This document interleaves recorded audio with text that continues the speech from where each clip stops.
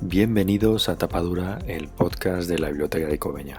Hoy os traemos un episodio muy especial, porque hoy es el día de la televisión, y si juntamos televisión y libros, pues pensaríamos en Página 2, ese programa que es del 2007, está en Televisión Española, en la 2 de Televisión Española, y que semanalmente nos habla de libros, ese espacio, ese oasis en la televisión de libros, el cual está presentado por Óscar López y dirigido también, que es un periodista español especializado en el sector cultural y que ha tenido a bien atender la llamada de Tapadura para realizar una entrevista para hablar sobre el programa, sobre el mundo de la literatura, sobre autores, sobre libros, sobre sus métodos de lectura, bueno, un sinfín de temas que os invito a escuchar en la entrevista que os dejo a continuación. Que la disfrutéis. Si la disfrutéis la mitad que la disfruté yo haciéndola, me conformo. Ahí va.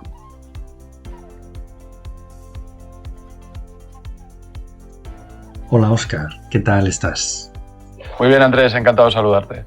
Bueno, te hemos invitado porque queremos celebrar el Día de la Televisión. Y si juntamos televisión y libros, pues sale Página 2, ¿no?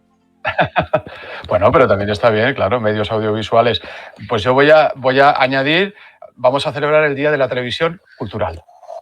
Que yo creo que hay que reivindicar mucho los espacios culturales, que a veces nos cuesta Dios y ayuda. No es mi caso, yo no me puedo quejar, pero sé de muchos colegas que lo tienen complicado a veces para encontrar ventanas donde poder hablar de cultura. Así que te agradezco mucho que nos hayáis invitado. Bueno, hemos hablado fuera de micrófono que Página 2 y la biblioteca somos hermanos gemelos. Sí, es verdad. Ambos en noviembre, ¿no? Fue en noviembre cuando empezamos. Noviembre de 2007. Yo el 4 de noviembre, si no me equivoco, fue la primera emisión. 4 de noviembre, madre de Dios. Ha pasado el tiempo. Y nevado. Y ha nevado mucho, eso también es verdad. ¿Os va bien? Bueno, con premios vosotros también os podéis quejar. No. Aquí no nos quejamos. La verdad es que, bueno, intentamos organizar cosas para la gente, diversas actividades para que la gente también entre. Y que la gente sigue, lógicamente, porque... Claro. Sí. Sobre todo, bueno, pues ahora con el proyecto del podcast, que empezamos pues hace un par de años. Bueno. Y bueno, poco a poco, ¿no? Es lo que hay. Claro. Y nada, ahora vamos a empezar a conocerte un poco más, ¿vale?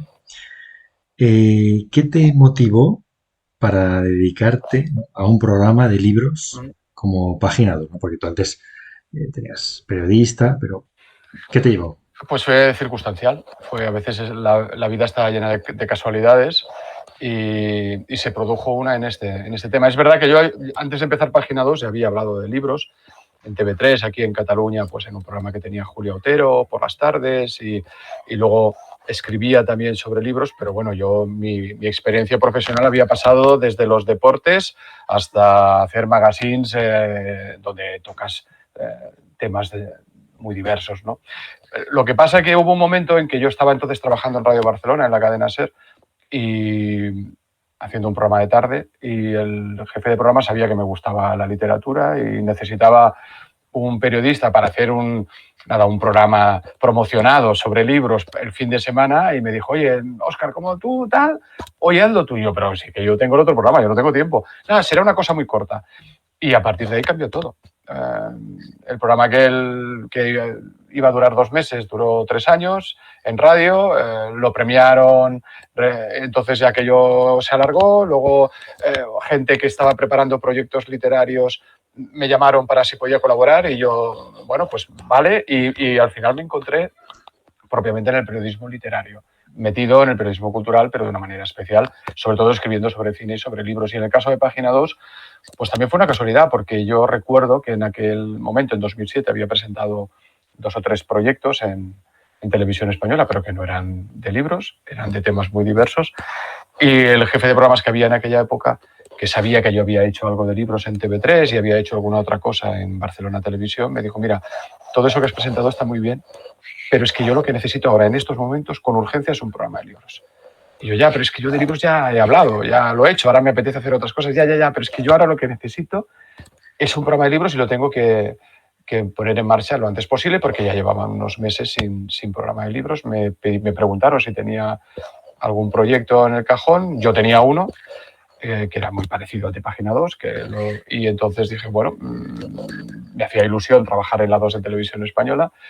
Les presenté el proyecto en julio y les gustó y así fue como nació. O sea, ellos necesitaban una cosa, yo en ese momento tenía un proyecto en un cajón y a partir de ahí empezó la colaboración y hasta ahora nunca, te puedo asegurar, Andrés, que nunca pensé que estaríamos tantos años. Yo, como siempre, en el mundo de la televisión siempre pensaba, uy, con suerte 2, 3 temporadas y ya los proyectos ya están agotados y no, y hasta ahora, quiero decir que...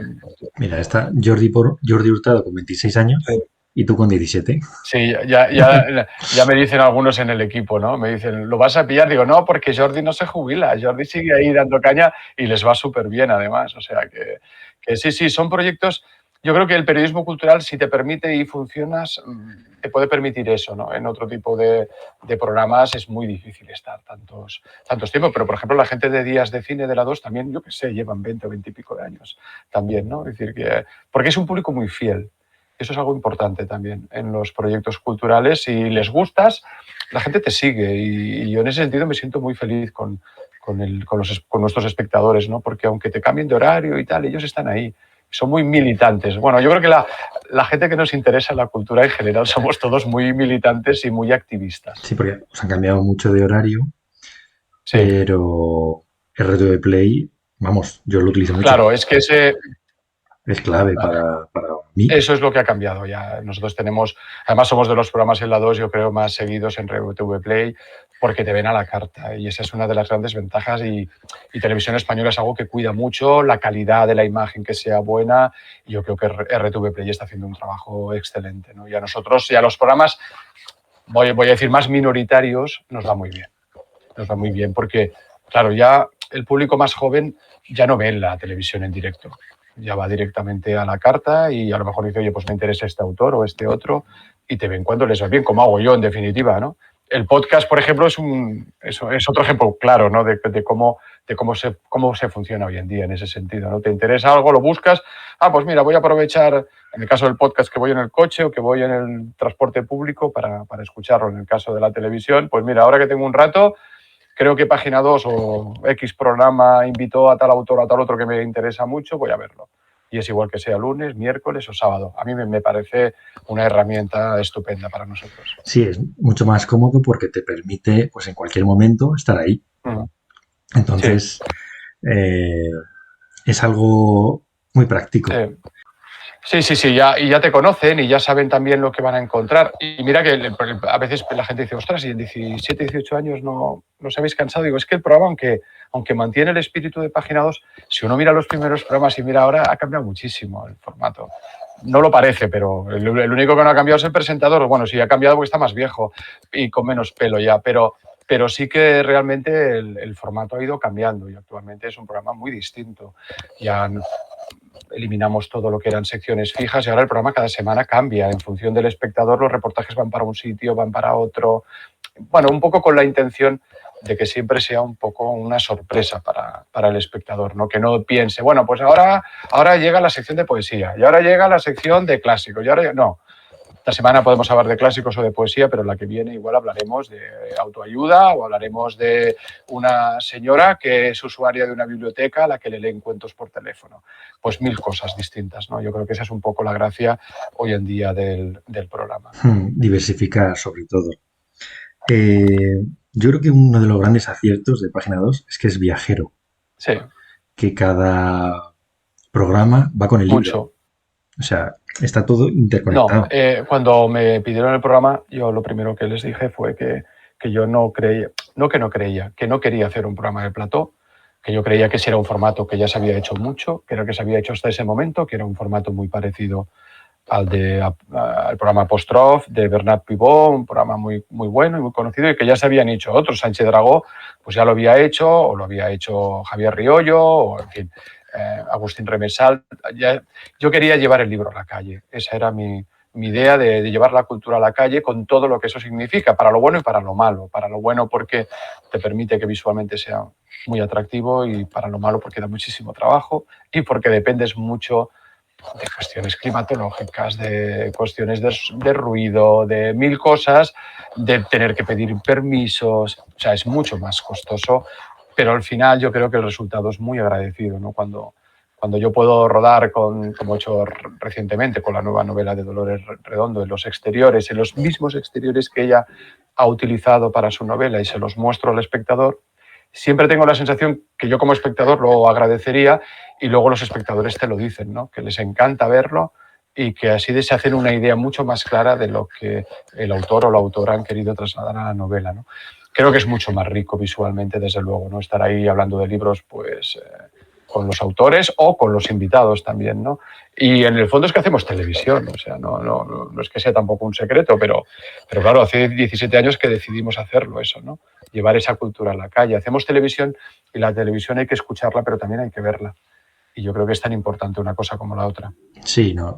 El tema de unificar libros y lo que son escenarios, eso siempre funciona muy bien. Uh-huh. Pero ahora te voy a hacer otra pregunta. Sí. ¿Qué crees que ha hecho que Página 2 funcione durante tantos años? Porque ha habido otros programas literarios, por ejemplo el de Mercedes Milá, que cayó, pero sin embargo vosotros cumplís años continuamente.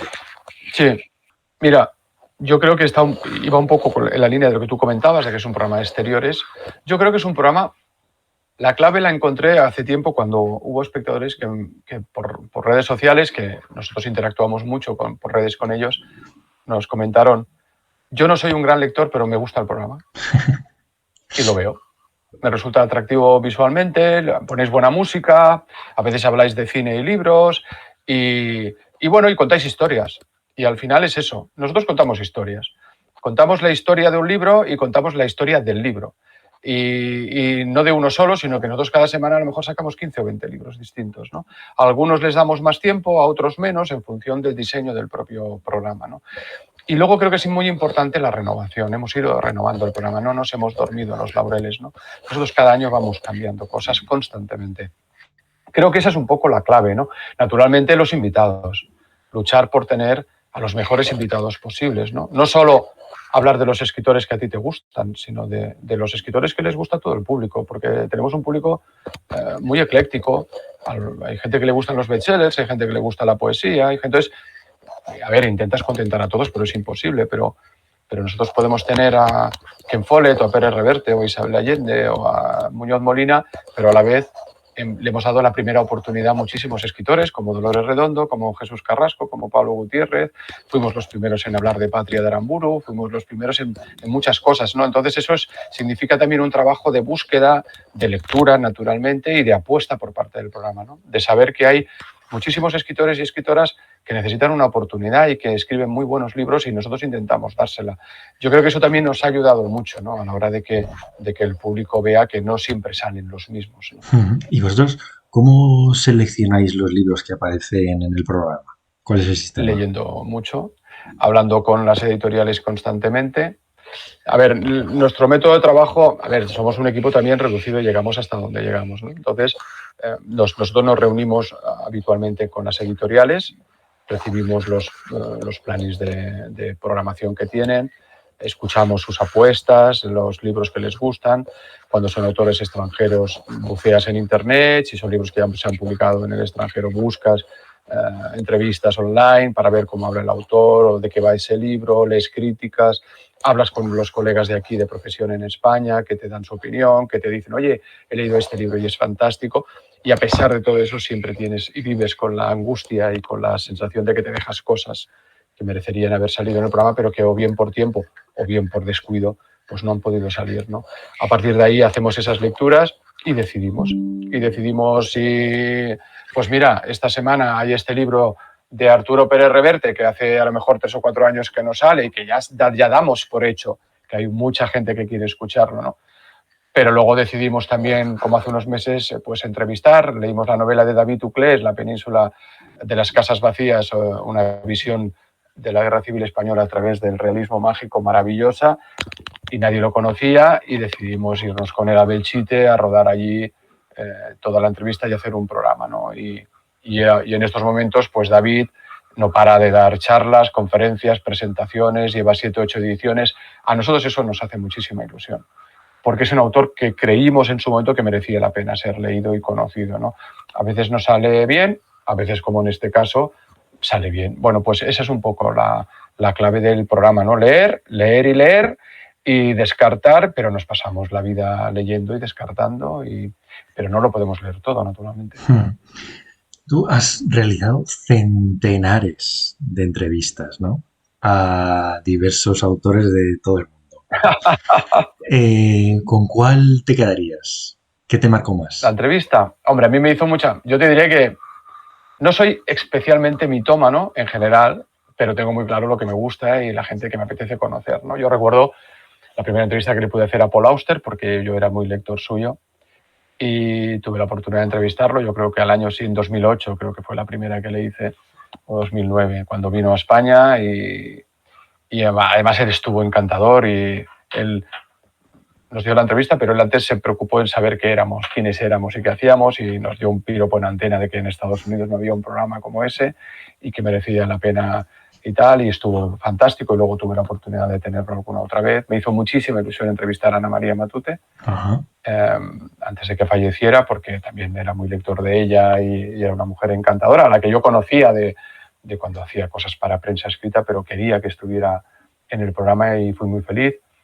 Y luego he sido muy feliz pues entrevistando, por ejemplo, autores de la generación de los 50 ingleses y de los finales de los 40, los Ian McEwan, Julian Barnes, Ishiguro, Rushdie, esta generación que yo soy devoto de todos ellos y han ido pasando por el programa en más de una ocasión, y todo eso me ha hecho muchísima ilusión, pero insisto, pero con la ilusión sobre todo de saber que he podido entrevistar a autores que no conocía a nadie y que luego han hecho carrera, ¿no?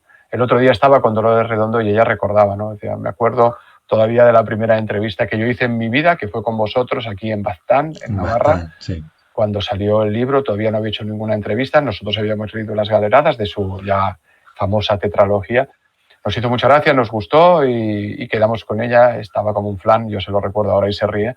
Digo, estabas absolutamente nerviosa, llovía aquel día y rodamos el programa y ahora verla, pues que ya tiene una carrera literaria disparada en su género, que es una de las grandes autoras. A nosotros todo eso nos hace mucha ilusión, la verdad.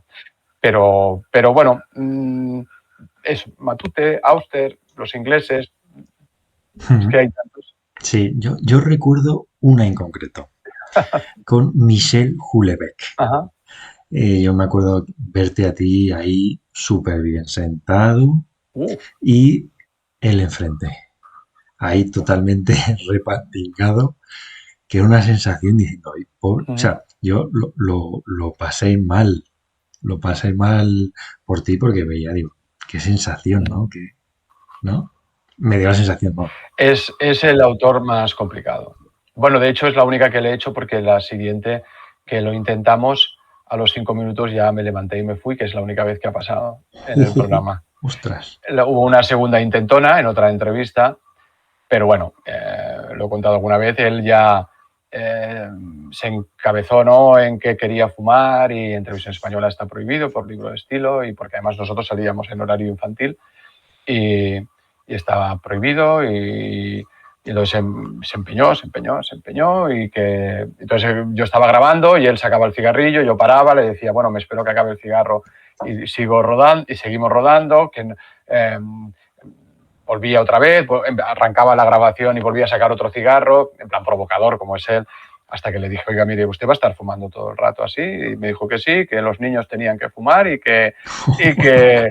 además me dijo, y bueno, y ahora no solo quiero fumar, sino que quiero champán. Toma ya. Y tal. Y entonces ya le dije, bueno, si esto va a seguir así. En la editorial lo intentaron, su pareja de entonces también lo intentó, que entrara en razón, y al final le dije, mire, pues si esto va a seguir así, yo recojo y nos vamos, porque no podemos perder el tiempo. Y así fue. Y fue la única entrevista de estos 17 años, y mira que hemos hecho entrevistas, que hemos tenido un problema, porque nunca jamás. Yo siempre digo que la relación con los escritores Yo, la verdad, no puedo decir otra cosa. Ha sido estupenda. O sea, puede haber algunos más simpáticos que otros, pero nunca he tenido problemas, todos muy dispuestos. Yo creo que, en general, el escritor, cuando ve que tú le has preparado un programa, que has buscado esos exteriores, que intentas...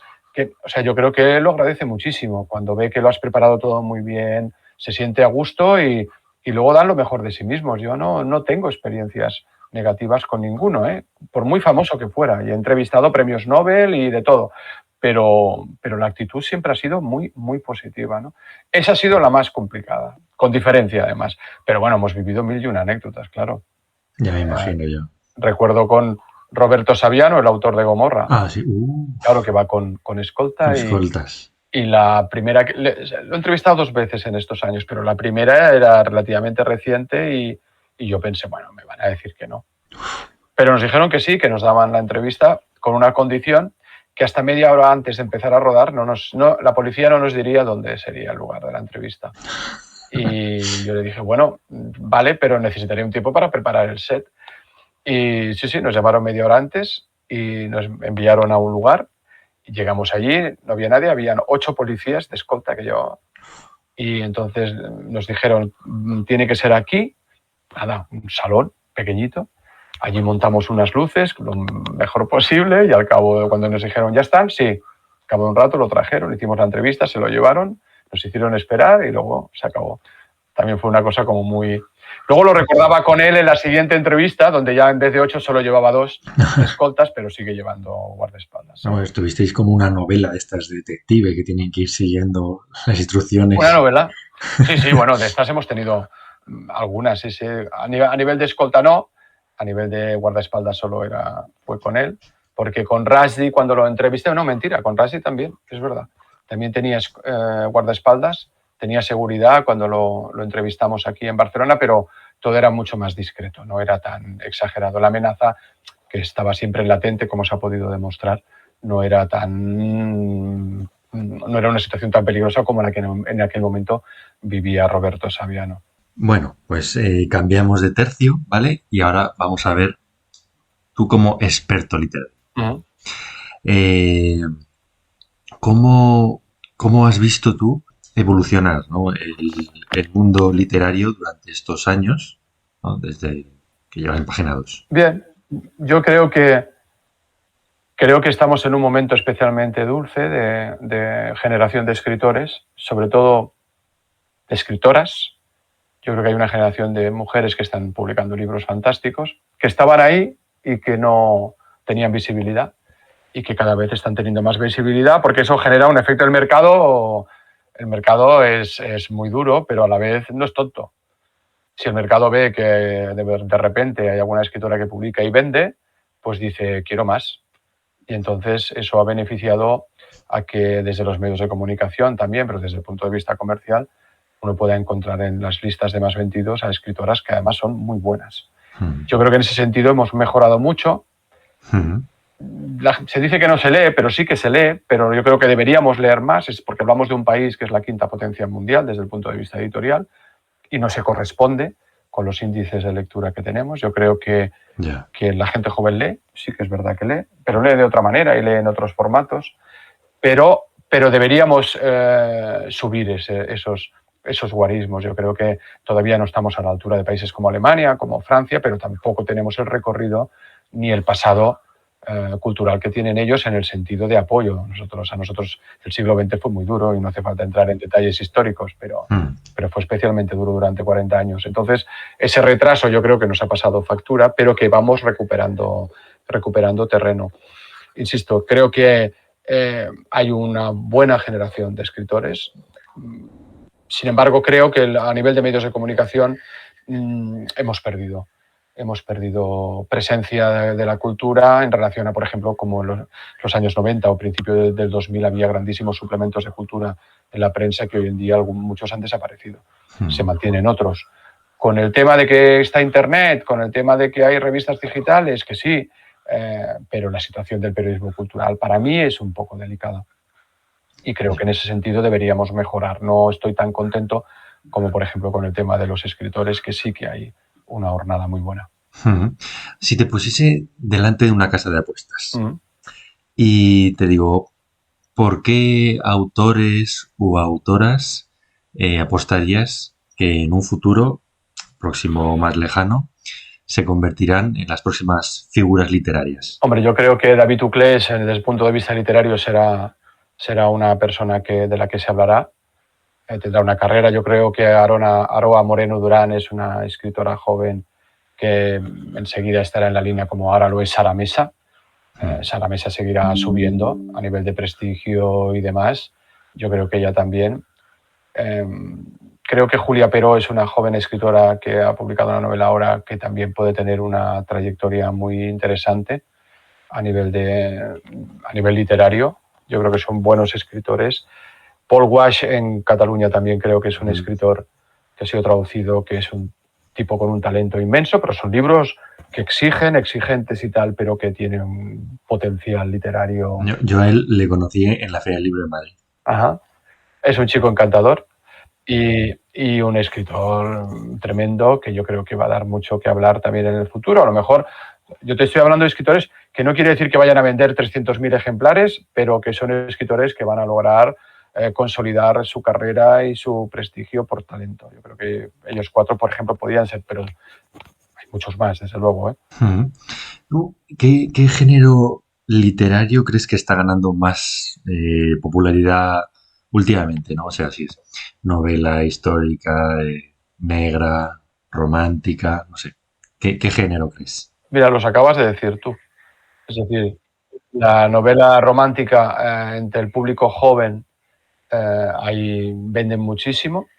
Son autores, es decir, Megan Maxwell se hincha a vender, aunque a lo mejor a veces no aparezca en la lista de más vendidos y tiene un público además joven. Hay ferias que se están haciendo específicamente sobre este género y hay que ir a visitarlas porque uno alucina de la cantidad de lectores jóvenes que son lectores de este tipo de novelas, sobre todo mujeres, pero donde también uno puede encontrar, por ejemplo, a Blue Jeans, que también vende mucho. Y luego el género negro, que ya no dejó de ser una moda. Es decir, el género negro durante años era como el Guadiana. Ahora aparecía, ahora desaparecía, ahora aparecía y además no estaba muy bien visto por la crítica literaria. Siempre se consideraba que era como un género menor. Cierto. No se castigaba tanto la novela histórica, no se castigaba tanto la novela de ciencia ficción, por ejemplo, de género hablo, porque bueno, habían autores de prestigio, pero aquí se consideraba que, bueno, hablar de Dashiell Hammett, pues esto era de Chandler, era como gente de literatura popular y demás, y bueno, Montalbán está bien. Bueno, llegó Stieg Larsson y lo cambió todo. Lo cambió todo porque en el momento en que a nivel comercial fue un boom, Sí. ¿qué ocurrió? Pues que todas las editoriales decidieron tener su Stieg Larsson, como todas las editoriales decidieron tener a nivel de novela juvenil su Harry Potter. Bueno, pues lo mismo. ¿Qué consiguió eso? Por un lado, atraer muy buena novela policíaca extranjera y que hubiera también escritores españoles que se animaran a escribirla porque había una gran demanda. Por lo tanto, el género policíaco dejó de tener ya el efecto Guadiana y se instaló. Y hoy en día tú coges cualquier editorial, cualquiera, y tiene sus autores de novela policíaca, no solo en colecciones ad hoc, sino que están publicadas en las colecciones literarias como si fuera una novela literaria y en el fondo no deja de ser una novela policíaca o de corte policíaco, de calidad, de nivel, pero que se está publicando sin necesidad. Y eso lo vemos en Tusquets, lo vemos en Anagrama, lo vemos en Salamandra, lo vemos en Alianza, y tú dices, bueno, pero esto es novela policíaca y sin embargo se vende como si fuera novela literaria. Es que es lo que es que es novela literaria. Es que no vamos a discutir ahora que muchas veces la novela policíaca es quien mejor radiografía la realidad social en la que estamos. Cierto. Y lo consigue muchas veces la novela policíaca. Yo creo que son los dos géneros con diferencia, porque el género histórico funciona muy bien. Santiago Posteguillo vende lo que quiere. Quiero decirte que en ese sentido, pero ya lleva tiempo, no es un puntazo. No todas las editoriales tienen novela histórica, pero sigue siendo un género que funciona muy bien, ¿no? Yo si tuviera que decir dos, te diría estas. Lo que pasa es que la romántica es la menos conocida, porque los críticos no hablan de ella, porque los medios de comunicación lo consideran un género menor y no están encima de ella, pero tiene miles y miles y miles de lectores. Es tremendo. Sí. Ahora vamos con un tema un poco peleado. Claro. ¿Qué opinas de la ingente cantidad de novedades que salen al mercado continuamente, ¿no? A ver, este es un Ese es el sempiterno problema. O sea, está presente. Yo, desde que me dedico a esto, que hace ya 30 años, el problema es el mismo. Es decir, yo creo que efectivamente estoy de acuerdo, se publica mucho, pero nadie da el paso para publicar menos. Ha habido intentonas, pero cuando se ha intentado o alguna editorial ha publicado menos, el espacio que ha dejado libre en la librería, corriendo lo ha ocupado otra. Y al final la que ha dejado el espacio dice, hombre, lo que pasa que es curioso el tema este. Aquí hablaríamos del tema del mercado. Es muy curioso porque si tú dices, bueno, pero usted ¿por qué publicaba? Vamos a poner, es igual, no importa la editorial, 10 libros al mes. Si usted sabe positivamente que hay 5 o 6 que se los va a comer con patatas. Es igual, pero tengo presencia. Tengo presencia y yo sacrifico a lo mejor, y algunos venderé, lógicamente, pero tengo mi espacio.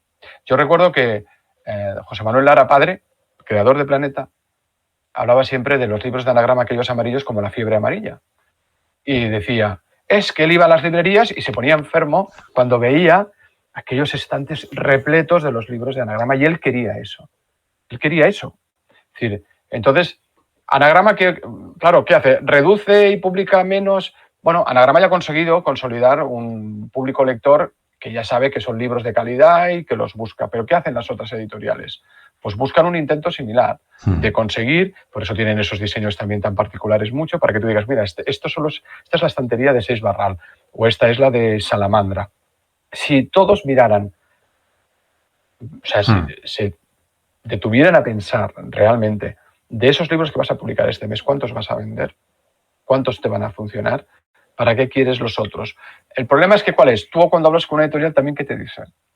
A ver, es que yo para tener mis Antonios Muñoz Molina, Elvira Lindo, Javier Marías, Pérez Reverte, Isabel Allende, tengo que probar con autores jóvenes que sean los futuros Muñoz Molina, Pérez Reverte y tal. Si yo dejo de publicar a estos, a los potentes, y solo publico apuestas, ¿qué ocurre? Que yo no puedo mantener la editorial. Porque para publicar a estos necesito vender. Y para vender tengo que tener autores consolidados. O sea, es el pez un poco que se muerde la cola, ¿no? Sí, sí. ¿Qué ocurre al final? Que muchas veces esa labor de captura, de búsqueda de talento lo hacen las editoriales pequeñas.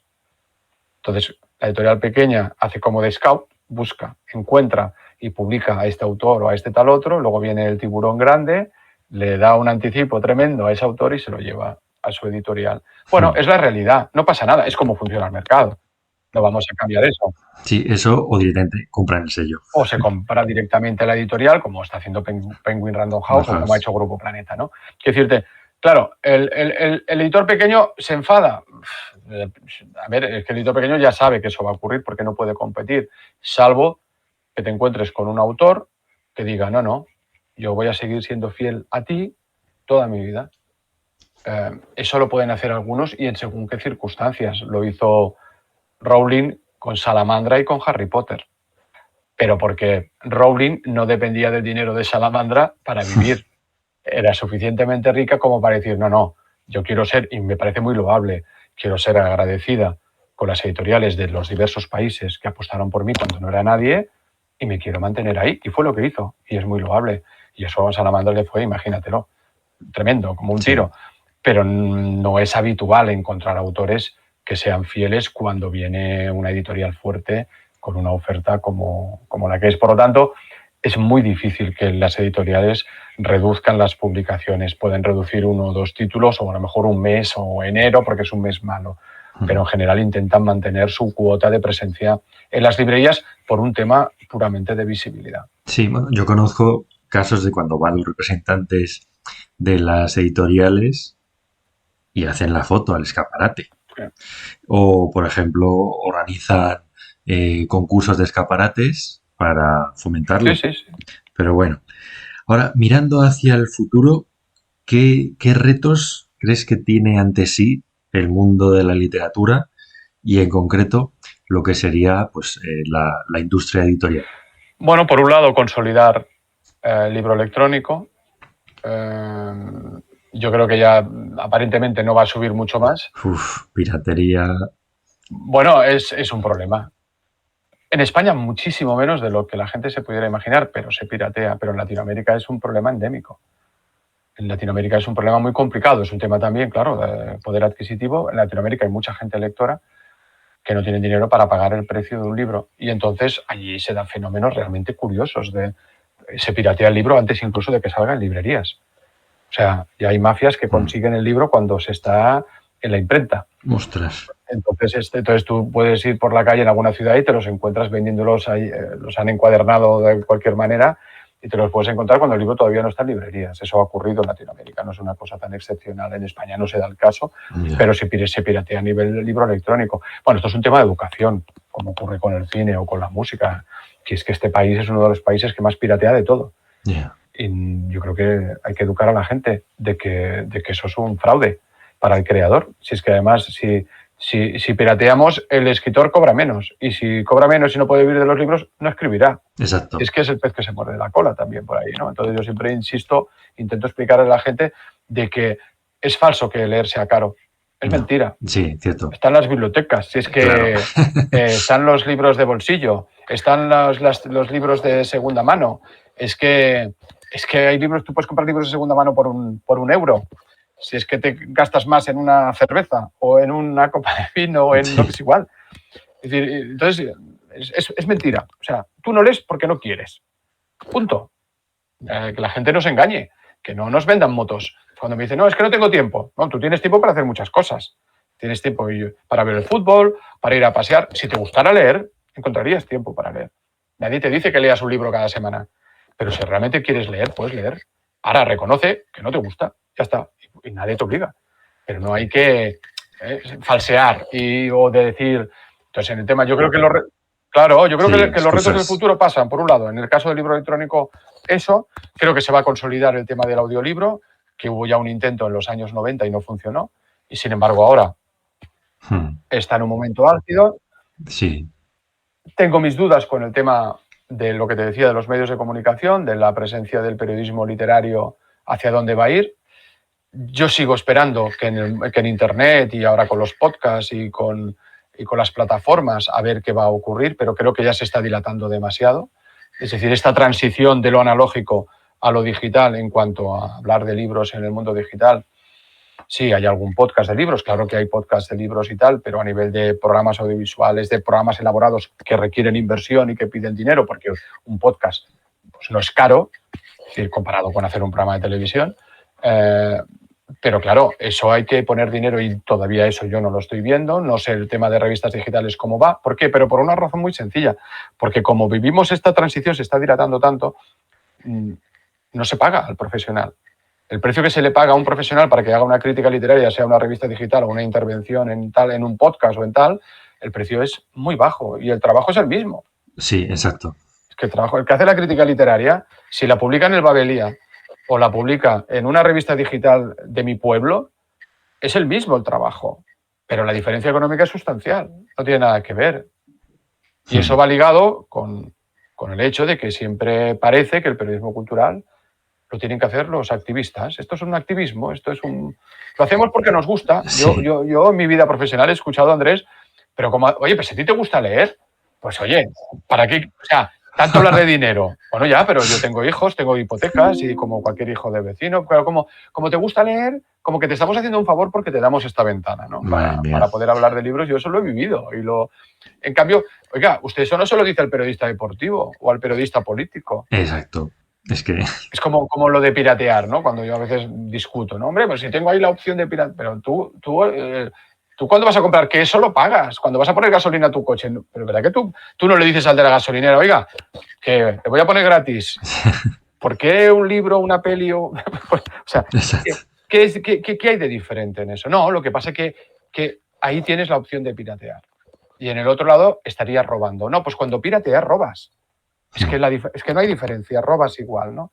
Pues yo creo que cara al futuro, sobre todo te diría lo de los audiolibros, te diría lo del libro digital, consolidarlo, te diría deberíamos mejorar la parte de presencia de medios de comunicación, pero pagando a los periodistas culturales, y luego creo que es absolutamente necesario buscar una solución transversal para fomentar la lectura en este país y lograr fidelizar a muchos más lectores. Yo creo que ese es un trabajo que no depende solo ni de las editoriales, ni de los medios de comunicación. Yo creo que depende de muchísimas personas y de muchísimos... o sea, necesitamos, por eso decía que es una solución transversal, necesitamos la ayuda de los políticos, de los medios de comunicación, de las industrias culturales, para intentar fomentar la lectura en este país, no a una generación vista, sino yo creo que es un trabajo arduo que llevará más de 2 y de 3 generaciones. Si queremos tener lectores, otra cosa es que no tengamos interés. Claro, sobre todo por cambiar que la lectura sea algo cotidiano, que no sea algo de frikis, entre comillas, por así decirlo, ¿no? Porque es que ahora tú le dices a alguien, no, yo es que leo, yo sé, 20, 25 libros al año, se da mirando diciendo, pero bueno, ¿tú cómo puedes tener tiempo para eso, no? Claro, porque leer, es verdad, leer pide una disciplina, leer pide un lugar, leer pide un silencio, pide incluso hasta una iluminación concreta, pide una concentración, y eso requiere un tiempo. Entonces, lo que hay que enseñarle a la gente, a los lectores, sobre todo a los niños, es que lo que luego van a recibir a cambio es muy gratificante. Y que eso lo pueden mantener a lo largo de su vida, y que leer no significa que dejes de ver series de televisión. El problema es que hay gente que piensa que es o una cosa o la otra. Y el móvil, en ese sentido el smartphone, más que el móvil, ha hecho mucho daño a la lectura. Y ahora las series están haciendo mucho daño también a la lectura, y lo hemos de decir así de claro, porque antes el que se iba a la cama y leía, ahora lleva una tablet y ve un capítulo de una serie. Sí. Y no es que no le guste leer, libros, claro. Es verdad que dicen, bueno, es que ahora cuando dicen las series es la nueva literatura. Anda ya. Anda ya, ¿pero qué quiere decir eso? Y yo soy espectador de series, faltaría más, y hay series que estoy enganchado y que me encantan también, pero no tiene nada que ver.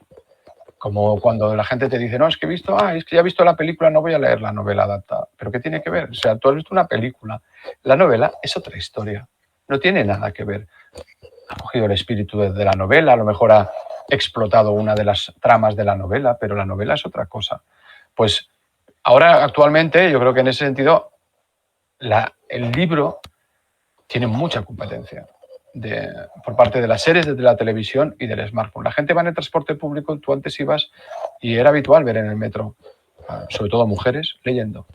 Y ahora ves a la gente que dice, bueno, pues son 20 minutos, aprovecho para mirar las 2 noticias del periódico y responder 4 mensajes y 3 WhatsApps. Y algún vídeo en TikTok y scroll infinito en Instagram. Claro, y ahora eso lo sumas con todas las Facebook, con Instagram, con el TikTok, y veo 4 vídeos, y eso, como además están pensados y diseñados para que sea algo muy adictivo. Exacto. Claro, ¿qué pasa con la gente joven? Que en ese momento ve otra cosa, apuesta por eso y no apuesta por los libros. Entonces tenemos un problema, y en ese sentido yo creo que el futuro pasa por consolidar y por intentar crear más lectores. Pero eso solo lo vamos a hacer, como te decía, con un trabajo donde estén todo el mundo implicado: educación, Ministerio de Cultura, Ministerio de Educación, industrias culturales, políticos. Esto hay que legislarlo. Esto no se resuelve con una campaña de fomento de la lectura. ¿Qué? Ponemos 4 banderolas en las calles con unas banderitas de "ay, leer hace más feliz". Leer mola. Leer mola, y 4 camisetas, y hacemos 4 spots de televisión y 2 programas, y de aquí 3 meses, ¿qué hacemos? Y que no, regalamos un libro cuando los niños cumplen 7 años. Vale, muy bien. Pero el niño ese luego llega a casa y su padre está viendo una serie, sus padres. Y no le están... O sea, hay que explicar a la gente que leer es importante. Que no solo nos hemos de alimentar de pantallas. A mí me es igual que el niño lea con una tablet o con un móvil. Si a mí el soporte para mí es lo de menos. Yo leo digitalmente. Yo ya en papel leo muy poco. Pero leo. Si yo lo que digo es que lo importante es la lectura, es la historia, es lo que estoy leyendo. El soporte es lo de menos. Luego cada uno escogerá en el que se sienta más cómodo. ¿Y qué opinas de estos nuevos métodos de crítica, bookstagrames, booktubers, sobre todo en enfrentamiento, o cómo crees que la crítica tradicional ha recibido este nuevo tipo de comunicación? Yo creo que ni se fijan. Yo creo que hay lamentable. Sí, yo creo que hay una crítica que todavía vive en el pasado y que no le interesa todo lo que está ocurriendo ahí, y es un error. Sí. Porque hay que estar, allí pasan cosas. Sí, es una pena, porque es que vosotros sois muy activos en redes, ¿no? intentamos alimentarlo y nosotros, a ver, yo lo que no voy a hacer es, que una vez he hablado, ¿no? Cuando vas a dar charlas por ahí, ¿no? Y hablas con jóvenes y sobre fomento de la lectura o sobre el programa y hay veces que te dicen, jóvenes, que yo no miro tu programa. Digo, yo sí lo entiendo perfectamente. Digo, pero yo lo que no voy a hacer es hablar como si tuviera 20 años para que me veas a mí. Tú verás mi programa si te gusta leer. Si no te gusta leer, no verás mi programa, pero ni verás otro. Es decir, no tiene nada que ver. ¿O es que tú ves algún influencer que hable de libros porque te gusta el influencer? ¿Ves alguno? No. Pues entonces, o sea, tu tema es que a ti no te gusta leer y me parece muy bien. Pero yo lo que no voy a hacer es el ridículo. Porque si yo hablo como hablas tú, con 20 años, ¿qué me va a decir el de 25? Que hable como con el de 25, porque el de 25 ya no habla como tú, tampoco. Y ya tiene otros gustos. Y luego tendrá 30 y para mí seguirá siendo un niño, seguirá siendo joven. Y sin embargo ya tiene otros gustos y otra manera. Y quiero decirte, yo creo que aquí es un tema de, hemos de entender, queremos que haya muchos espacios de libros, pues perfecto, en televisión, en internet, en TikTok, Bookstagrames, en Instagram, en todos los sitios. Si eso sería lo bueno, que hubiera mucho de todo. Y hay gente que está haciendo un gran trabajo, hay gente joven que está haciendo cosas en internet fantásticas de libros, hay otros que van más dirigidos, lo que te decía, a un género muy concreto, pues solo hablan de novela romántica y tal, pero hay gente joven que, oye, sacan clásicos tú y me parece estupendo. Y me parece estupendo que existan y que, bueno, que es otra manera de hablar y de dirigirse. Lo que es un error es pensar que si tú coges eso y lo trasladas a la televisión vaya a funcionar. Que no tiene nada que ver. Porque la televisión va dirigida a un público más adulto. Porque el chaval, el adolescente o el joven prácticamente no ve televisión. O sí la ve a la carta. Pero él busca información de otra manera, a través de las redes sociales. Sí, no, 10 segundos, vídeos 10 segundos. Claro, y YouTube, y lo ve ahí. Y si lo veíamos con programas de televisión, que cuando se emitían no lo veía ni Dios, y cuando estaban en YouTube y troceado, era cuando tenían los likes y el me gusta, y era cuando lo veía la gente. Es otra manera de ver televisión, y es la que es, ni peor ni mejor, es la que es. Y lo que no podemos hacer tampoco es obviarlo. Pero tampoco el periodista tiene que hacer el tonto y pensar, mira, ahora voy a hablar, me voy a disfrazar y voy a hacer... ¿Dónde vas? O sea... Tú intenta hacer un programa bien hecho, con contenido, en nuestro caso, que es lo que le digo yo a mi equipo, que tengo un equipo muy joven, y digo, vamos, o sea, no nos olvidemos del contenido y podemos ser más o menos simpáticos y ser divertidos, pero hacemos un programa cultural y hablamos de libros y entrevistamos a escritores. No, yo no le voy a decir a Pérez Reverte que haga La Vertical. Primero, porque me va a decir que no. Y segundo, porque es que no voy a ningún sitio con esto. Ni le voy a preguntar sobre su vida sexual, porque es que no va con el programa. Ya hay otro tipo de programa donde eso encaja, pero no en el nuestro. Ahora, ¿eso no significa que hemos de hacer un programa serio, aburrido y todo? No. Hagamos televisión, seamos divertidos, hemos de pasarlo bien nosotros también y intentemos que la gente se sienta cómoda y a gusto, pero que al final lo más importante es que cuando acabe el programa tenga la sensación, oye, han hablado de 3 o 4 libros, entre otros, que me han llamado la atención y me apetece conocer más este libro. Mira, voy a irme a la librería o a la biblioteca, voy a pedirlo. A ver de que si realmente es tan chulo como parecía, como este presentador nos ha vendido, o como el autor cuando hablaba del libro, o este reportaje y, oye, pues esto me ha interesado. Bueno, eso es lo que buscamos, llamar la atención, fomentar un poco la lectura entre el público. El que es lector, pues ya ese lo tienes ganado, pero si entra alguien que lee menos, pero que le gusta el programa, igual le llamas la atención para que luego vaya a buscar ese libro. Esa es un poco la función también nuestra. O sea, ahora, después de hablar de fomento de la lectura, hablamos de Óscar Lector. A ver, ¿qué libro recuerdas que te marcase, que te haya inspirado? Es que un libro es muy difícil, Andrés. Bueno. Mira, yo te diré, a ver, un libro clave fue el primero que leí, que lo tengo en casa por ahí guardado, que era Shadow, el perro pastor, de Enid Blyton. Y el primero que me compré fue Tom Sawyer Detective, de Mark Twain. Aquellas novelas ilustradas que iban más con unas ilustraciones y tal, unos dibujos. Esos dos serían libros claves porque fueron los que me abrieron al mundo de la lectura, en el sentido de decir, caray, no solo estaba el cine, o sea, hay libros y tener la sensación de que lo leías y lo releías porque era pura aventura. Esos me abrieron libros que me han marcado por diferentes motivos, porque también sabes tú que hay libros que los lees a una edad y te marcan de una manera y los lees a otra y a veces se te caen de las manos o a veces no, pero es diferente, ¿no? En su momento libros que me marcaron, cuando leí Corazón tan blanco de Javier Marías, por ejemplo. Lo leí en un momento de mi vida también muy especial y recuerdo que ese libro me marcó. Me marcó muchísimo cuando lo leí porque fue pura aventura y lo adoro ese libro, El Conde de Montecristo de Dumas, por ejemplo, ¿no? Un libro que me encantaban las novelas de aventuras de Salgari, de Sabatini, de Stevenson y tal. Pero claro, yo cuando leí, por ejemplo, Melville, cuando me leí Moby Dick, me la leí, como era muy chaval, me la leí como una novela de aventuras. Y luego ya de mayor, lo que te decía, ¿no? Te la vuelves a leer y dices, esto de aventuras tiene poco. Esto tiene aquí un trasfondo y unos niveles, unas capas, ¿no? Ese libro también me encantó. Me gustó muchísimo, muchísimo Expiación de Ian McEwan. También es un libro para mí muy importante. Opiniones de un payaso, también de Heinrich Böll, el escritor alemán, me pareció. También una novela que la leí. Luego también por influencia de mi hermano mayor, pues todo lo que leí siendo adolescente de Hermann Hesse, que en aquella época yo era muy jovencito, un adolescente, pues leer a Peter Kamenzind o Demian o Siddhartha o El lobo estepario, pero porque mi hermano los tenía allí, los leía y me los iba pasando. Aquellos libros me marcaron. O sea, han sido libros que en diferentes etapas de mi vida me han animado a seguir siendo lector. Porque evidentemente también he leído mucha cosa horrible o que no me llenaba o que no me gustaba y que te decías, por Dios.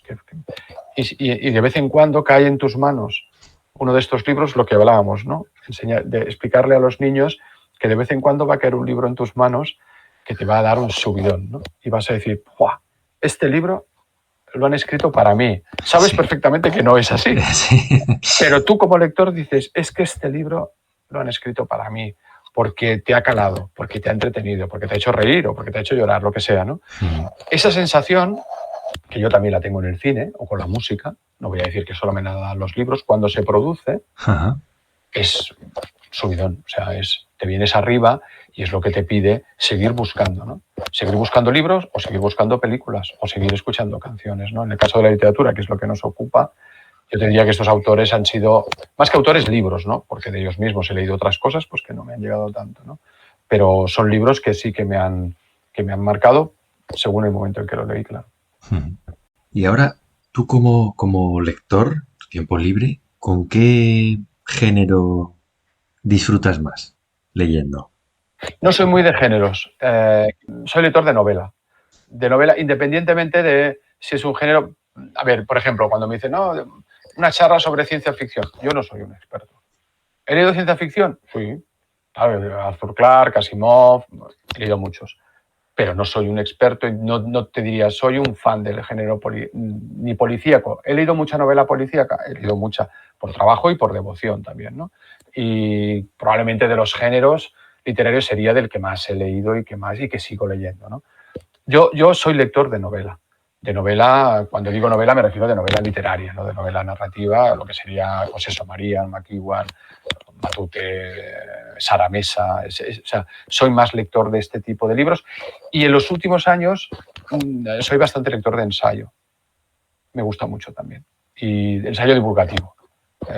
Soy lector, me lo paso muy bien, aprendo mucho y además creo que hay grandísimos escritores también de ensayos divulgativos que están haciendo cosas muy interesantes, ¿no? Y que se explican bien y que escriben bien, que no solo lo que cuentan es importante, sino cómo lo cuentan. Que había veces que te cogías algún ensayo y decías, por Dios, esto es para cuando estaba en la universidad, no para ahora, ¿no? Y sin embargo ahora hay gente que es capaz de divulgar.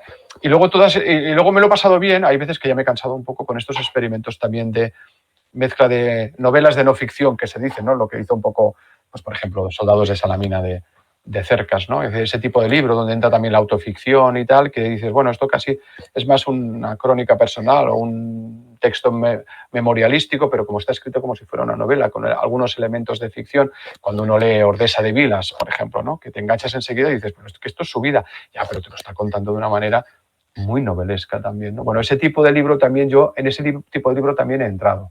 Otra cosa ya sería hablar de si se ha hecho ya un abuso en los últimos tiempos, pero también son libros que están funcionando bien. ¿Y cuál es tu método de lectura cuando estás leyendo un libro al que vas a hacer una entrevista al autor sobre ese libro. ¿Cómo te enfrentas a ese libro? Totalmente diferente. Yo lamentablemente... Pero a mí me vale, ¿eh? No, pero lo que te voy a decir no es positivo. Yo lamentablemente he perdido el gusto por la lectura de placer. O sea, yo siempre leo con una mirada profesional y ese es un problema. Pero es que no consigo quitármelo de encima. Yo creo que hasta que no acabe, hasta que no me jubile. Porque siempre leo con un papel y un bolígrafo al lado, porque siempre leo sentado, yo no puedo leer en la cama, siempre leo con una mirada de periodista cultural de sacarle provecho a ese libro. No marco frases porque me hayan llegado al corazón, marco fragmentos porque los pueda utilizar para el programa. O para la radio, o para lo que sea que haga. Son lecturas profesionales y eso es que es así. O sea, no puedo engañarme, ni puedo engañar. No, sí, yo en agosto, bueno, yo es que en agosto no leo además, pero o sea, agosto es un mes que no cojo un libro, o sea, nada. Vacaciones, lectura. Vacaciones quiere decir descansar la vista, el cerebro y todo, para llegar fresco a septiembre, pero no consigo quitarme ese hábito.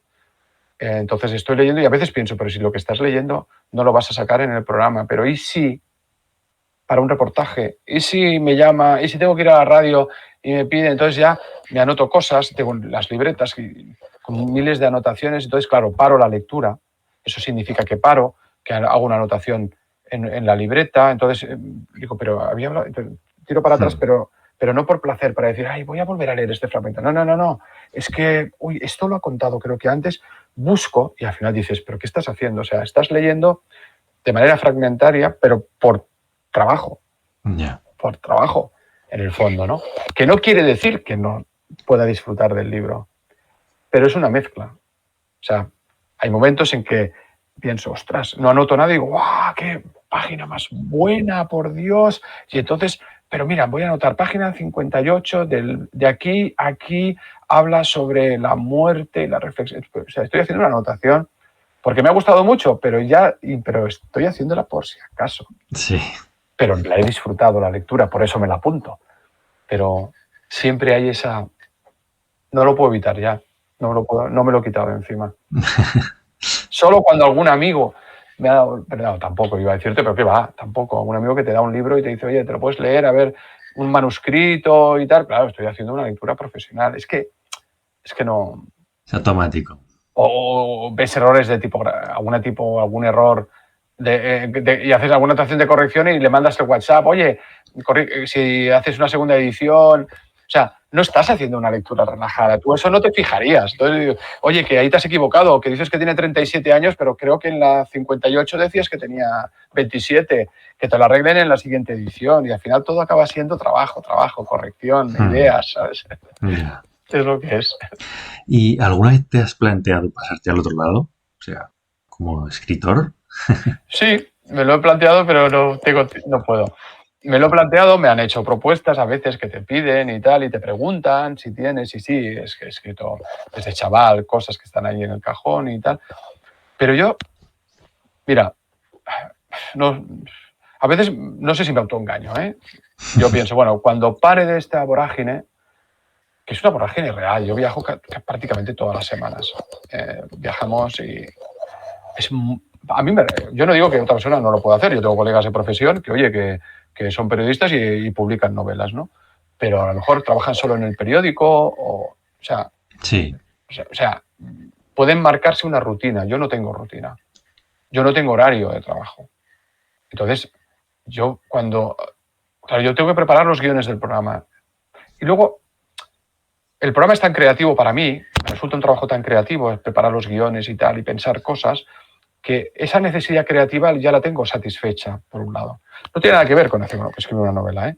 Pero ya la tengo satisfecha. Entonces, creo que solo conseguiré, y creo que lo haré, escribir algo que no quiere decir que sea una novela. A mí me gusta mucho el cine y además yo estudié cine también y demás. Cuando pare. Cuando me paren o cuando yo pare.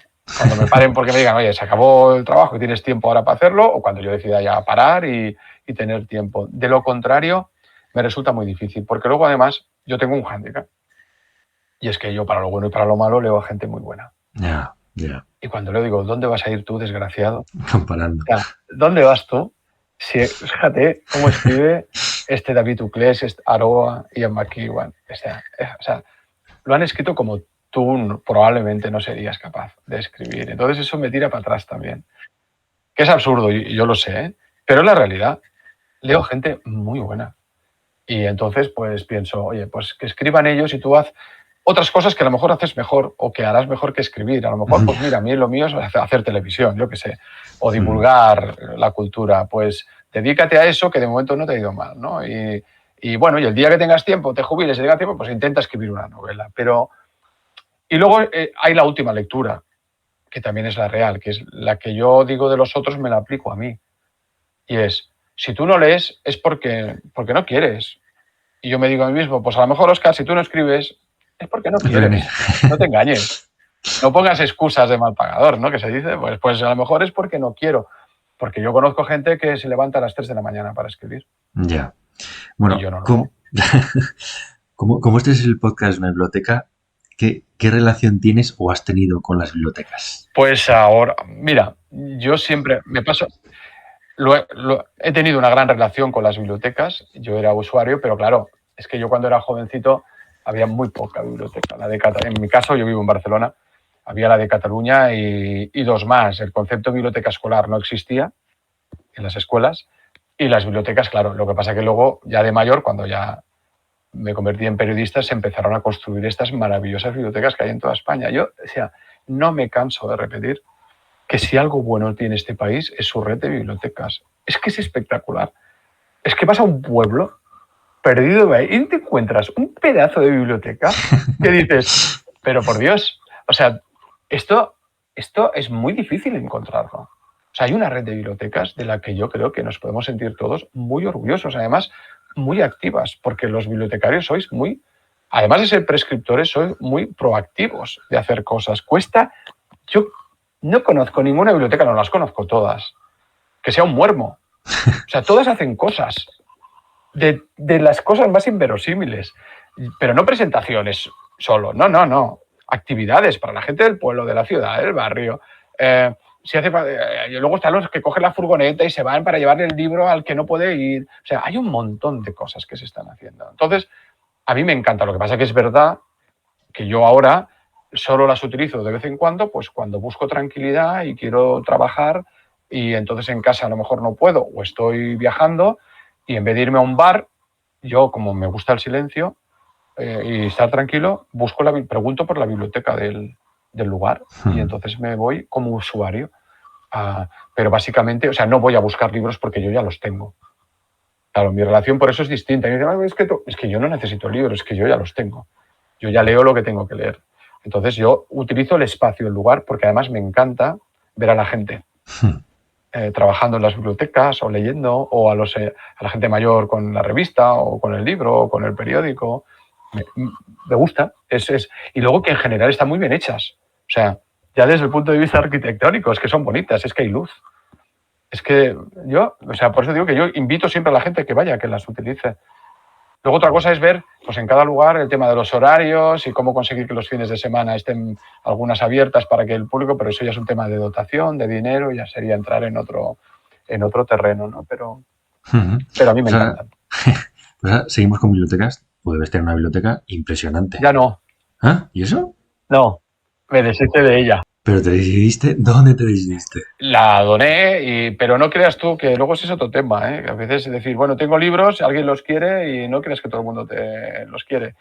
Yo tenía una biblioteca enorme hasta hace 4 o 5 años y de toda mi vida comprando libros y luego libros que me llegaban y tal, que ya no la tenía en mi casa. Incluso yo tenía un estudio de trabajo fuera de casa y allí la tenía, pero llegó un momento en que decidí que no podía ser aquello. No tenía ningún sentido. Había muchísimos libros que yo ya no iba a consultar nunca más. Luego también yo me empecé a, lo que te decía, a leer en digital y siempre pensaba, si quiero releer algo, o voy a la biblioteca o lo puedo leer en digital sin problemas. Entonces yo al final me deshice de toda mi biblioteca y me quedé con lo que yo digo que es un poco mi biblioteca esencial en mi casa, en mi domicilio. Tengo una biblioteca con libros dedicados, con libros a los que le tengo mucho cariño, pero limitada. Es decir, que hay gente que me dice, tío, que es una biblioteca, yo tengo, no sé, 2.000 o 2.200 volúmenes, pero claro, es que yo tenía muchísimo más. Entonces, para mí esto es una biblioteca pequeñita, pero esos volúmenes, si entra uno, se va otro. O sea, ya no crece. Entonces, por eso digo, yo ya hice el duelo. Tengo amigos que también tienen una biblioteca grande y les cuesta mucho. Digo, el duelo una vez hecho ya está, te quedas tranquilo. Y no me arrepiento. Ya te digo, tengo los libros a los que yo sentimentalmente le tenía mucho cariño, tengo los libros dedicados que quiero tener y ahí está. Y de vez en cuando me los miro y tal, pero yo leo un libro y por eso leo mucho en digital, leo un libro y ya desaparece, no tengo la necesidad. Que ese libro, lo que te decía, es un libro que me ha llegado de una manera especial y tal, o lo tengo dedicado por un autor muy especial y tal, ese libro se queda en mi casa, pero ya son contados. Bueno, pues ahora vamos con las preguntas rápidas del podcast, que en este caso pues las he adaptado para ti. A ver, la primera, aunque ya la has contestado, pero bueno, te la vuelvo a hacer. ¿Qué libro recuerdas de tu infancia? Tom Sawyer, detective privado, de Mark Twain. ¿Qué libro no pudiste terminar? El Ulises de Joyce. Es el más abandonado, yo creo. Le confieso mi pecado y sé que algún día lo debo leer. He ido descubriendo con los años que cuanto mayor me hago, más páginas leo. Pero hay gente que me dice que tengo que leerlo sí o sí y algún día lo haré, pero no lo he podido acabar. ¿Qué libro desearías olvidar para poder leerlo como la primera vez? Corazón tan blanco de Javier Marías. ¿Qué libro normalmente te gusta regalar? Ay. Mira, creo que el que más he regalado es Expiación, de Ian McEwan. Sí. Luego regalaba uno, ahora ya porque ya mis amigos se han hecho todos mayores, pero esto era más anecdótico. Cuando se iban a vivir fuera de casa, los dejaban a los padres y se iban a vivir solos, les regalaba el libro de cocina de Simón Ortega. ¿Cómo se llama? Sí, Recetas de cocina. 1060. 1060 de cocina. Este lo he regalado, una barbaridad, pero formaba parte ya de la tradición. Pero si es literatura, yo creo que probablemente Expiación de Ian McEwan es el que más he regalado. ¿Y qué libro has leído más veces? El Conde de Montecristo. Es que no te digo nada, porque es que El Conde de Montecristo, sí, probablemente. Bueno, no, miento. El que te he dicho antes, claro, porque lo leí de niño muchísimas veces, el de Mark Twain. Porque lo releí y lo releí infinidad de veces. Ese fue el que más leí, porque de niño era el que tenía en casa. ¿Y para leer? ¿Silencio, ruido, música, quizá? Nada, silencio total, sentado en una mesa con un papel y un bolígrafo al lado. No escribo nunca en los libros, ni doblo las puntas ¿no? Y a ser posible, pues a veces con un té, un café o alguna cosa para beber y con una iluminación directa. Pero sobre todo que no me molesten, no puedo leer con ruido. Si tuviera la posibilidad de traerte un autor o autora del pasado que ya hubiese fallecido para que pudieses entrevistar en Página 2, ¿a quién escogerías? No pude porque ya estaba enfermo y porque en su momento vivía fuera. Se lo hubiera hecho a Gabriel García Márquez, con el que coincidí una vez en Colombia en un acto de homenaje que se le hizo. Ya no estaba muy bien y ahí sí que sería mitómano. A él escogería a García Márquez. ¿Cuál sería tu personaje literario preferido? De alguno que tengas en mente. Está complicada, ¿eh? Es que, claro, te repetiría el libro. Es que, Tanto vale. Claro, es que el mundo de antes, claro, la historia suya, porque es una historia de venganza, una historia de amor, pero sobre todo es una historia de venganza y tal. El mundo de antes es un personaje que me encanta. Bueno, esta normalmente la hago en singular, pero ahora en plural. ¿Qué libros estás leyendo ahora? Ahora estoy leyendo las memorias, pero claro, son libros no publicados. Se van a publicar ahora porque estoy haciendo lo que te decía, son lecturas profesionales. Ahora estoy leyendo el libro de memorias de Martín Caparrós, que publica un libro ahora. ¿Qué más estoy leyendo? Estoy leyendo ahora, empiezo el de Manuel Rivas, ya lo estoy leyendo, que acaba de publicar y que sabes que ha ganado el Premio Nacional, también por lo mismo. Estoy leyendo el último poemario de Albacid, que se titula Atlas.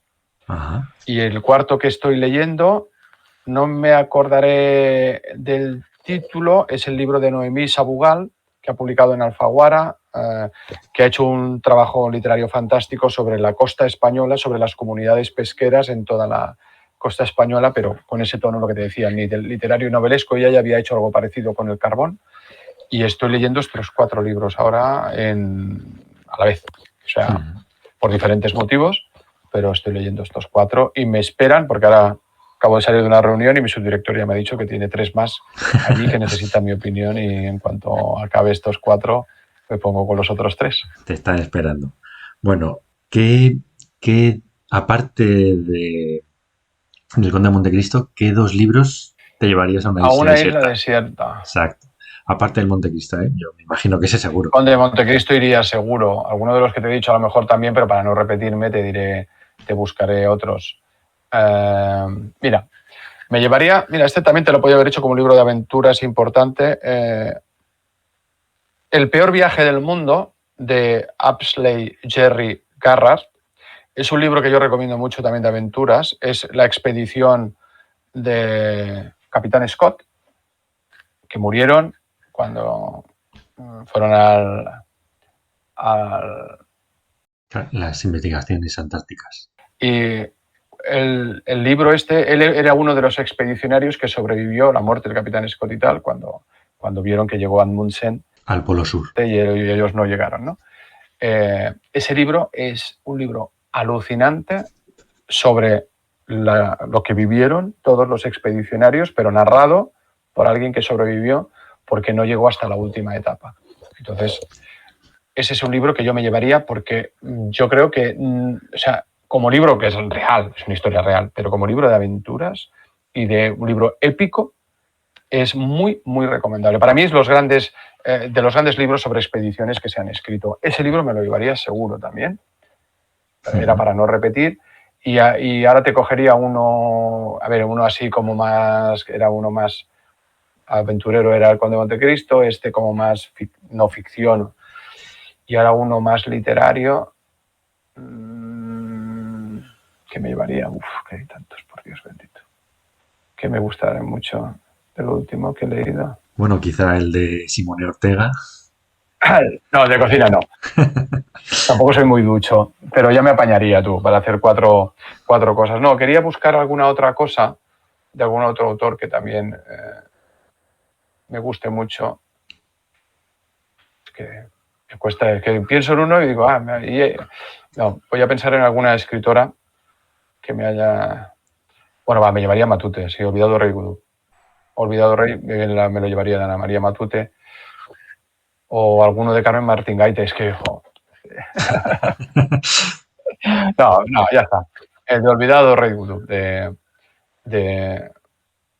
sí, ¿no? De Ana María Matute. Me pareció un libro también estupendo, me gustó mucho en su día cuando lo leí. Y de los últimos libros que has leído, ¿cuál recomendarías a nuestros escuchantes? Te he hablado del autor. Sin duda, La Península de las Casas Vacías, de David Uclés, publicado por Siruela. Ajá. Ese libro, o sea, voy a explicarte, la Guerra Civil Española a través de una familia de un pueblo de Andalucía que por circunstancias de la guerra se dispersa, pero todo narrado a través del realismo mágico.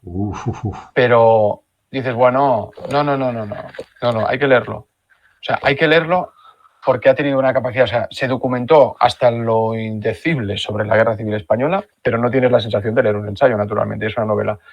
Pero todas las historias que él va narrando y cómo esa utilización poética del realismo mágico que él utiliza con un talento y parece una novela, una de las novelas del año, sin duda. Yo ese libro se lo recomendaría a la gente que lo leyera. Anterior, yo le diría que leyera La Baja Mar, de Aroa Moreno Durán, que me pareció una novela fantástica sobre la historia de 3 mujeres. También yo creo que es un libro. Y de lo último que también recomendaría, La Llamada, de Leila Guerriero. Es un libro publicado por Anagrama sobre una una revolucionaria montonera, real, un personaje real. Ella es una gran periodista, es un libro profundamente documentado, no es una novela, pero se lee como una novela porque es la historia de esta mujer montonera que fue detenida durante la dictadura, creo que estaba con Videla ella, argentina, que estaba embarazada, tuvo el hijo en prisión y como cuando salió de prisión, como sobrevivió y no murió, sus propios compañeros montoneros consideraron que podía ser una traidora. No le dieron la oportunidad de explicarse en el sentido de decir, lo único que he hecho yo es sobrevivir, nada más. Y en esa situación, hablando claro, me gustaría veros a vosotros. Bueno, pues cuenta la historia de esta mujer que vive entre Madrid y Buenos Aires, está viva todavía porque es una mujer joven. Bueno, joven, ya tiene 60 y pico de años o 70, pero es un libro descomunal de Leila Guerriero, que también me lo hubiera podido llevar para releérmelo en la... Mira, También.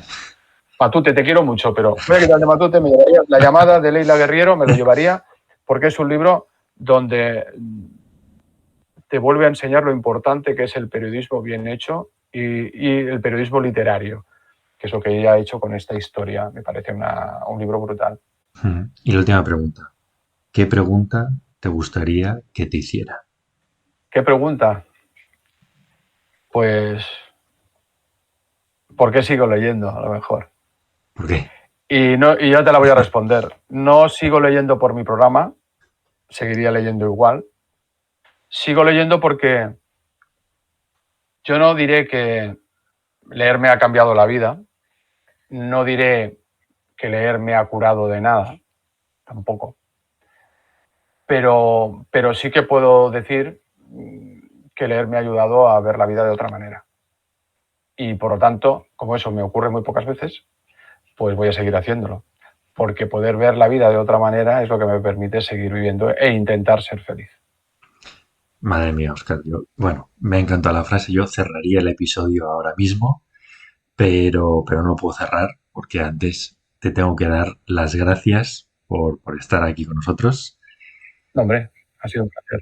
Y nada, decirte que ha sido un placer esta conversación para celebrar el Día de la Televisión. Gracias, gracias. Muchas gracias, Andrés. Ha sido un placer la conversación. Se me ha pasado el tiempo volando.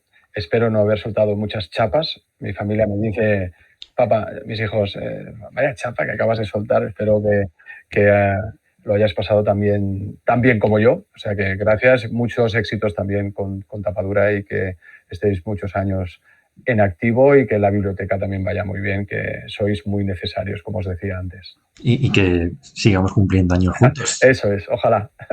Muchas gracias, un abrazo. Un abrazo. Y hasta aquí la entrevista con Óscar López.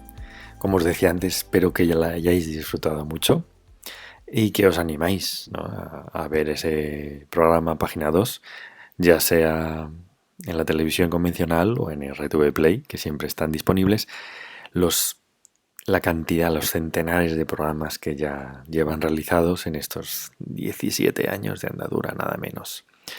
Nuevamente, pues darle las gracias a Óscar, a todo el equipo que hace posible Página 2 por su labor y por su dedicación y por su buen hacer. Y ya me despido, ya os emplazo al siguiente episodio y recordad, la lectura, como la vida, es maravillosa.